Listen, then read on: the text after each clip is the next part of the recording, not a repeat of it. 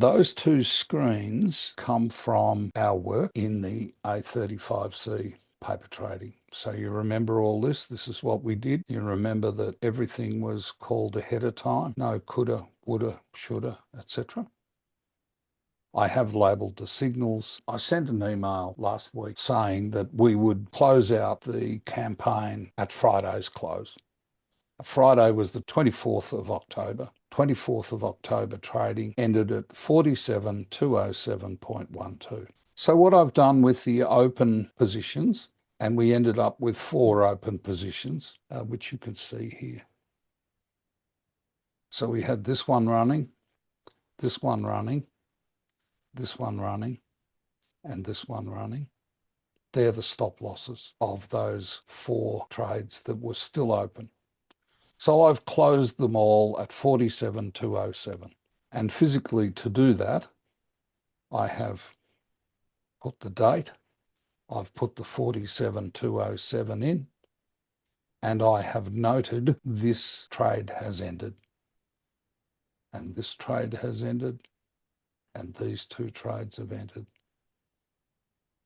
Now we can have a look at the results. So the very first thing that I notice is that this process has made more than $12,000 in 6 months, US, at $1 a point. Now, if you were trading at $2 a point, then you've made more than that. So the actual figure in Dow points is 12,575. So 12,500 Dow points. The reason I talk Dow points is because in a broker account, it depends on the size of the positions that you take as to the dollar per point returns.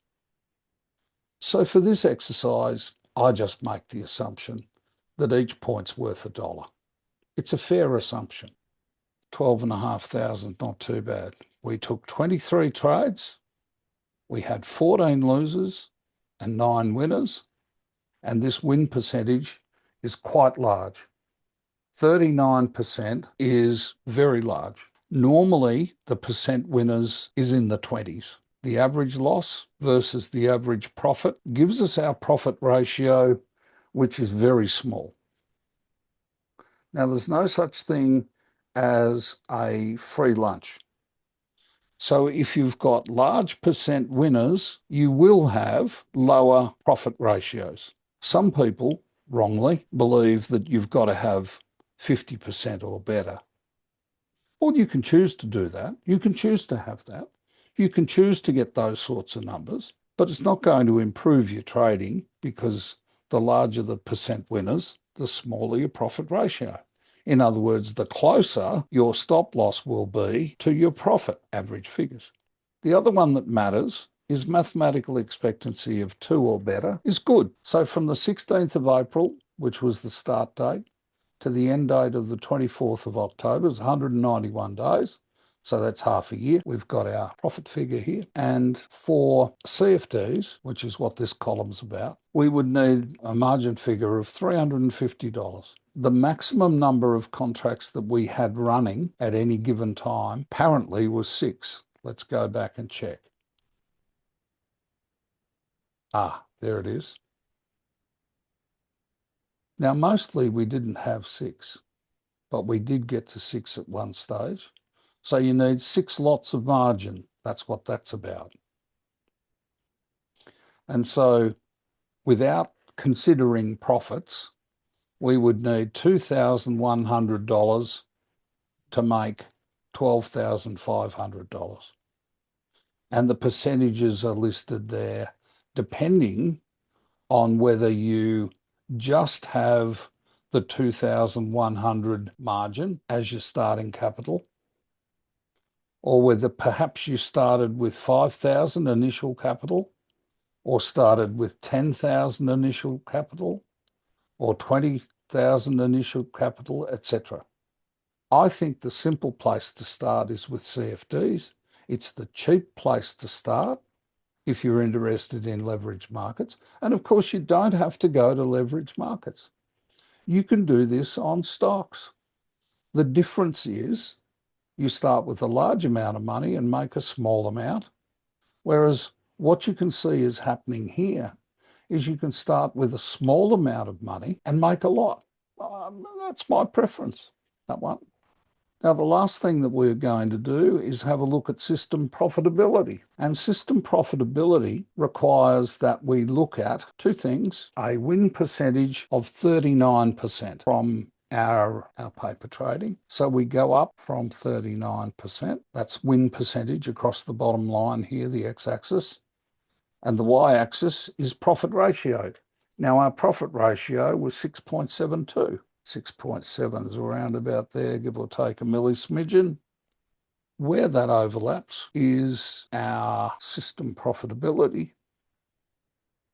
And what this chart says is the dashed line is break even. Well, we've certainly done better than break even. The next line is what you'd call a poor result. The next line with the triangles, the green line, is a good result, or good plan.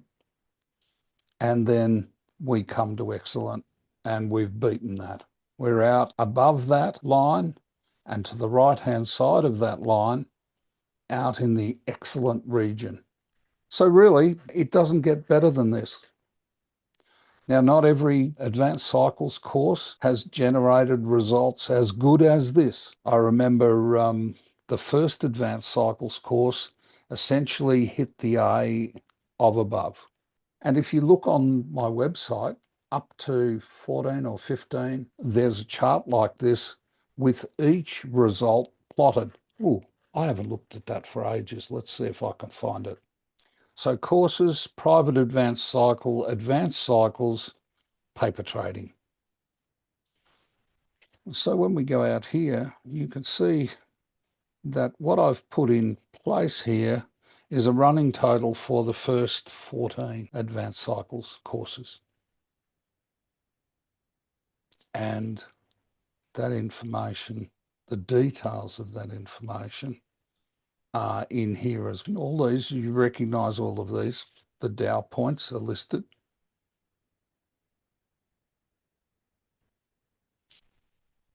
But the system profitability with each one of the results are listed, including the ones down here where the campaigns were poor, the results were poor. What you should be able to see is that, okay, what is the one?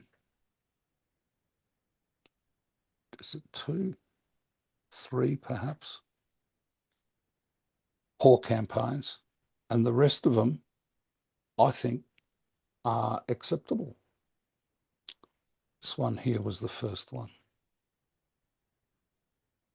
And now this one will go here. May the trend be with you and you with the trend.